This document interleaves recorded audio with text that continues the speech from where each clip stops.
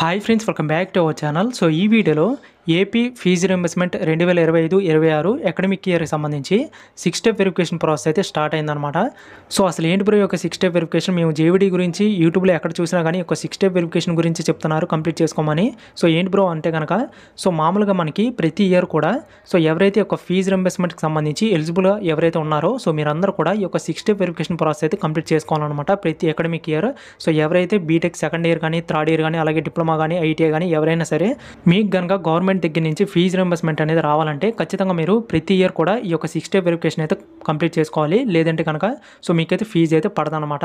కాబట్టి ప్రతి ఒక్కరు కూడా ఈ యొక్క వెరిఫికేషన్ ప్రాసెస్ అయితే కంప్లీట్ చేసుకోవాల్సి ఉంటుంది. అలాగే ఈ వీడియోలో మెయిన్గా ఏంటంటే ఈ యొక్క 6 స్టెప్ వెరిఫికేషన్కి సంబంధించి లాస్ట్ డేట్ ఎప్పుడు, అలాగే ఏమేమి డాక్యుమెంట్స్ కావాలి, అలాగే చాలామంది అయితే అడుగుతున్నారు ఈ యొక్క 2023-24కి సంబంధించి పెండింగ్ అమౌంట్ అనేది ఎప్పుడు క్రియేట్ చేస్తారని. సో దీనికి సంబంధించి కూడా ఈ వీడియోలో అయితే క్లారిటీగా చెప్తాను. సో ముందుకైతే వీడియోని అక్కడ కూడా స్కిప్ చేయొద్దండి, ఎండ్ వరకు చూడండి.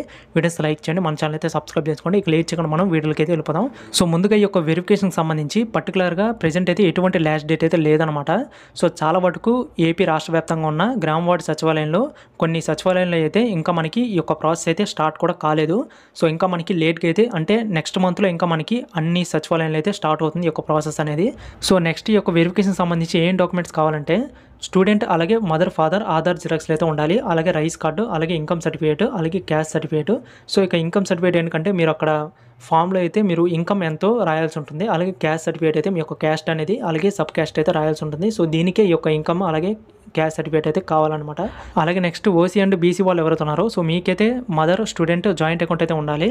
అలాగే ఎస్సీ వాళ్ళు ఏంటంటే స్టూడెంట్ యొక్క బ్యాంక్ అకౌంట్ ఉంటే సరిపోతుంది. సో మెయిన్గా మీరు ఐఎఫ్ఎస్సి కోడ్ అలాగే ఈ యొక్క అకౌంట్ నెంబర్ అయితే అక్కడ రాయాల్సి ఉంటుంది. సో అందుకే ఈ యొక్క జాయింట్ అకౌంట్ అయితే ఉండాలన్నమాట.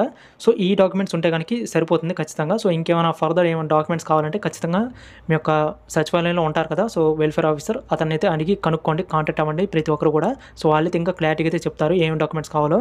సో ఇంకా నెక్స్ట్ వన్ వచ్చేసరికి ఈ యొక్క 2023-24కి సంబంధించి పెండింగ్ ఫీ అనేది ఎప్పుడు రిలీజ్ చేస్తారని చాలామంది స్టూడెంట్స్ అయితే అడుగుతున్నారు.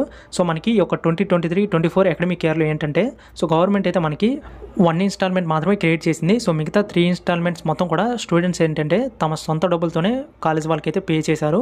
అలాగే ఎవరెవరు కాలేజ్ వాళ్ళకి పే చేశారు, అలాగే ఎవరు పే చేయలేదు. సో దీనికి సంబంధించి రీసెంట్గానే మనకి ఒక వెరిఫికేషన్ ప్రాసెస్ కూడా కంప్లీట్ అయింది సచివాలయంలో.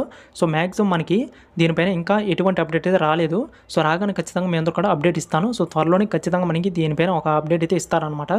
సో ఖచ్చితంగా ఎవరైతే వీడియో చూస్తున్నారో సో మీరందరూ కూడా ట్విట్టర్లోకి వెళ్ళి నారా లోకేష్ గారికి అయితే మెసేజ్ చేయండి. సో ఈ యొక్క విషయం అనేది పెద్దదైతే కనుక ఖచ్చితంగా వాళ్ళైతే యాక్షన్ అయితే తీసుకుంటారనమాట. మ్యాక్సిమం మనకి అమౌంట్ అనేది క్రియేట్ చేసే అవకాశం అయితే ఉంది. సో చూసారు కదా, ఇదన్నమాట వీడియోని లైక్ చేయండి, మన ఛానల్ అయితే సబ్స్క్రైబ్ చేసుకోండి. Thanks for watching.